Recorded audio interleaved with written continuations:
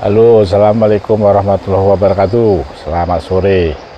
Ketemu lagi dengan saya, Dr. Rajali Yahya, dokter hewan jalanan yang kerjanya jalan-jalan dari kandang ke kandang setiap hari. Nah, hari ini tanggal 27 Februari 2020, saya ada di kandang domba miliknya pesantren Himmatun Ayat Cariu. Nah, saya mau membahas tipe dari kandang ini. Seperti ini yang terlihat di video adalah kandang seperti ini. Sebenarnya ini sudah direncanakan bahwa dombanya atau kambingnya itu full ngarit. Full ngarit itu artinya dia dikasih makan setiap hari di dalam boxnya yang ini box makanan, dan dia tidak ada rencana untuk dilepas atau diangon. Nah, sehingga dia dibuat seperti ini kandangnya. Modelnya seperti ini, ada atapnya, kemudian ada tempat makanan rumputnya, terus modelnya model panggung. Nah, ini nggak masalah sih, bisa dia ngarit, bisa juga dilepas. Tapi umumnya kandang seperti ini adalah kandang yang untuk dombanya ngarit, maksudnya diaritkan makanannya. Nah, berbeda dengan kalau kita berencana untuk membuat domba atau kambing yang dilepas, yang diumbar atau diangon. Nah, kalau diangon dan diumbar tuh kandangnya tidak harus seperti ini. Memang hari ini juga bagus, tapi kan perlu biaya karena dia ada panggungnya seperti ini ya. Nah, kalau kita memang rencananya diangon, kandangnya tidak harus seperti ini. Kandangnya harus tidak pakai panggung aja juga bisa. Nah, yang penting dia tidak kena hujan, terutama ada kambing ya. Kalau domba masih tahan hujan, kambing itu kalau kena hujan dia sakit, pilek. Nah, jadi kalau kita mau bikin kandang untuk ngangon, tidak perlu di panggung, menghemat biaya juga. Jadi datar aja, yang penting kering. Terus kita kasih pagarnya, gitu, pagarnya keliling seperti beternak bebek, terus dikasih sekat-sekat.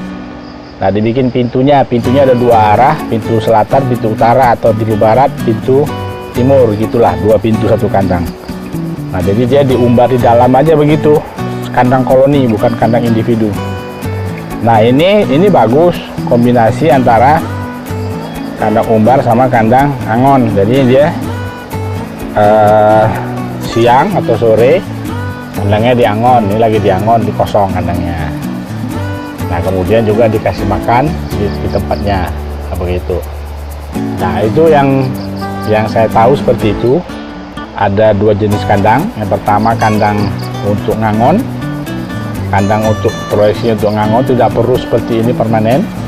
Yang kedua kandang yang diproyeksikan bahwa dombanya diarit. Nah, diarit itu seperti ini. Kemudian ada kandang koloni. Kandang koloni itu artinya dia bersama-sama dalam satu petak atau satu pen. Sedangkan kandang individu dia disekat-sekat, satu ekor domba atau satu ekor kambing. Nah, biasanya kalau dia kandang koloni itu resiko berantem. Jadi makanya harus diperhatikan persentase jantan dan betina.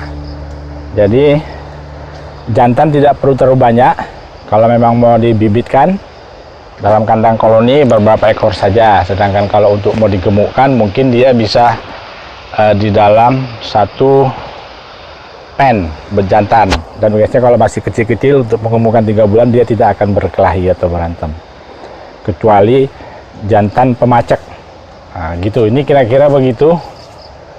Dari tipe kandang kita bisa proyeksikan kambingnya untuk apa, mau dilepas atau diaritkan. Nah, ini kandang yang bagus sebenarnya, cuman kan dalam keadaan seperti ini kan biaya nih. Atapnya dari asbes, tiangnya dari kayu yang permanen, ada panggungnya. Ini masih tidak disemen, jadi agak kurang biayanya.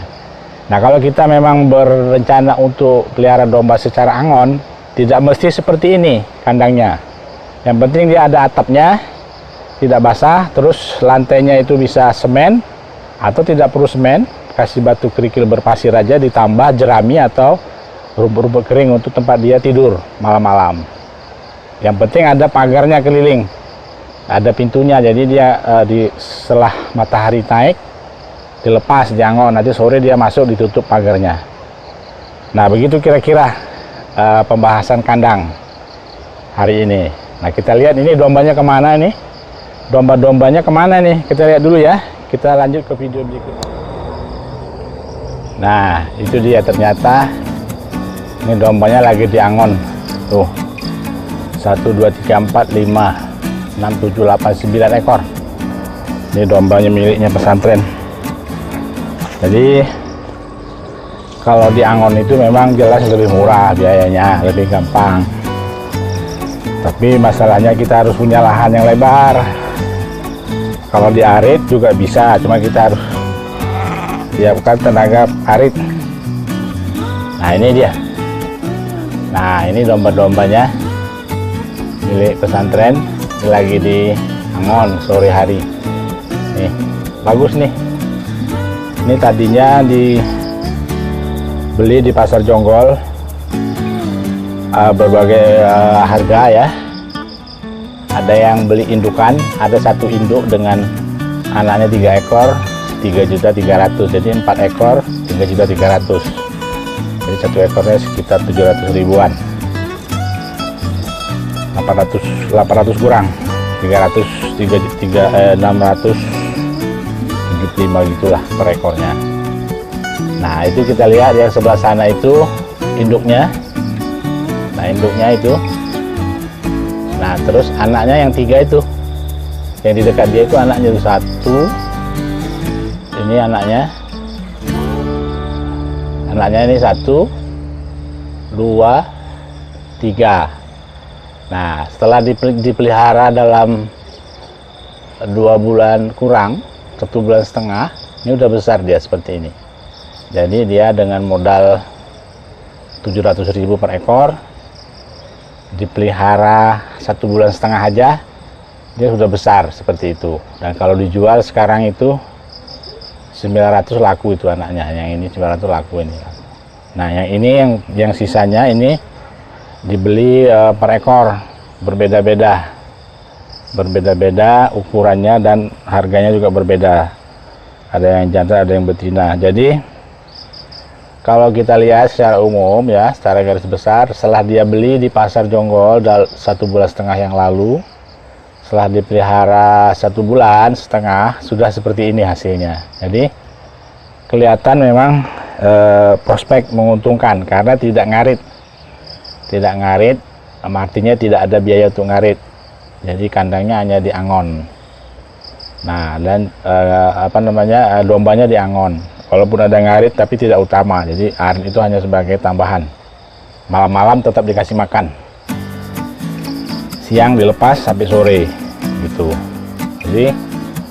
Jadi fokusnya hari ini adalah ada 2 jenis kandang proyeksinya untuk diaritkan atau diangon. Kalau diangon tidak perlu terlalu mewah kandangnya, yang penting ada atapnya, ada lantainya, ada pagarnya keliling supaya dia tidak kena tempias hujan. Itu untuk domba, untuk domba. Kalau untuk kambing tidak bisa dilepas kena hujan, karena kambing kalau kena hujan sakit.